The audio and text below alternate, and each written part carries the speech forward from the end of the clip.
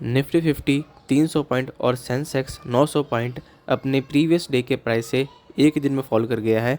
Multiple reason है इसके पीछे, लेकिन आज हम मेजरली 2 रीज़न के बारे में बात करेंगे जिन्होंने हमारे स्टॉक मार्केट पर इतना बड़ा इम्पैक्ट डाला है। तो ये वीडियो आपके लिए बहुत इन्फॉर्मेटिव रहने वाली है, तो इसके लिए चैनल को सब्सक्राइब करके वीडियो को लाइक कर देना, जिससे ये वीडियो और भी लोगों को सजेस्ट हो पाए और आपको भी ऐसी इन्फॉर्मेटिव वीडियोस मिलती रहे। तो जो सबसे पहला और बड़ा रीज़न है वो है ट्रंप टैरिफ वॉर, यानी कि ट्रंप ने जो हमारे ऊपर 50% टैरिफ लगाया था, उसकी वजह से इंडियन इन्वेस्टर्स के 6 लाख करोड़ रुपीस की शॉर्टेज हो गई।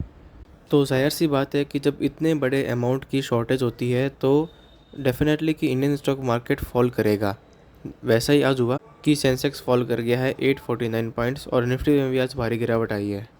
तो आखिरकार ये टैरिफ है क्या, मैं आपको बताता हूँ बिल्कुल शॉर्ट में और इजी वे में।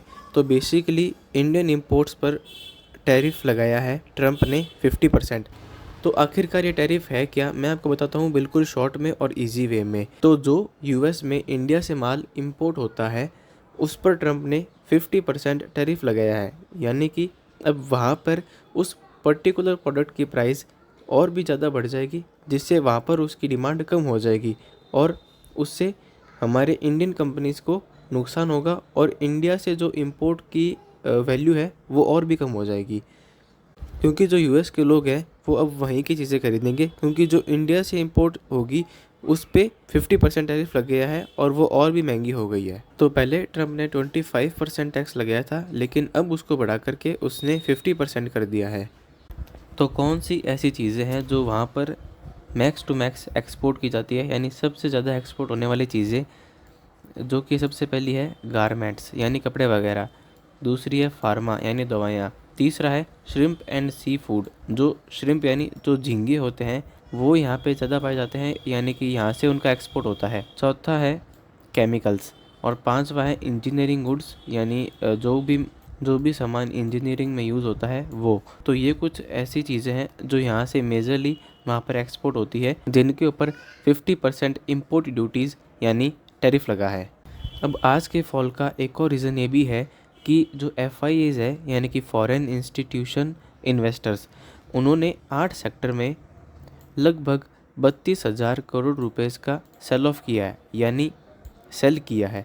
तो अब जब फॉरेन के इंस्टीट्यूशंस हैं, जब वो सेल ऑफ करते हैं तो डेफिनेटली मार्केट में सेल ऑफ देखने को मिलता है, और ये कोई छोटा मोटा सेल ऑफ नहीं है, ये है 32,000 करोड़ का सेल ऑफ 8 डिफरेंट सेक्टर्स में किया है। तो उसकी वजह से मार्केट में आज इतना बड़ा फॉल आया है। और दूसरा एक रीज़न ये भी है कि जो FPIs है यानी फॉरेन पोर्टफोलियो इन्वेस्टर्स, उन्होंने अगस्त के मंथ में कंटिन्यू सेल किया है IT सेक्टर में, यानी कि जो IT सेक्टर के स्टॉक्स हैं उनमें बड़ा फॉल आया है और उसकी वजह से ओवरऑल मार्केट में इम्पैक्ट देखने को मिला है। तो बेसिकली जैसा कि NSDL का डेटा कहता है, foreign sold shares 34,000 across 16 sectors, यानी कि 16 सेक्टर्स में 34,000 करोड़ का सेल ऑफ देखने को मिला है, जो कि अगस्त के फर्स्ट हाफ में। तो उसकी वजह से मार्केट में आज गिरावट आई है।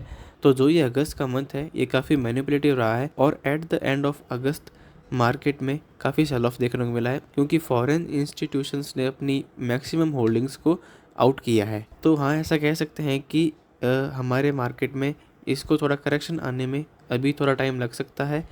तो ऐसे ही इन्फॉर्मेटिव कंटेंट के लिए और शेयर मार्केट की स्ट्रेटजीज और कॉन्सेप्ट सीखने के लिए make sure subscribe our channel the Durian Trades. Thank you.